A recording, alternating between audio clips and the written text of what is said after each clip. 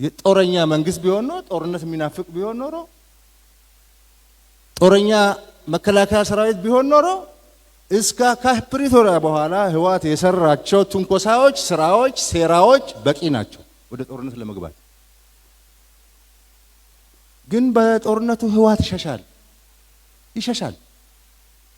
የትግራይ ህዝብ ይጎዳል። ባለፈው ጦርነት ያየነው እሱ ነው።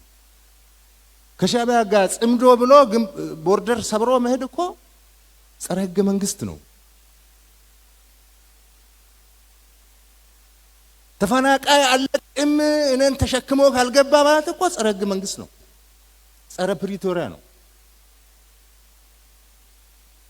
ኃይል ማሰልጠን እኮ ጸረ ፕሪቶሪያ ነው።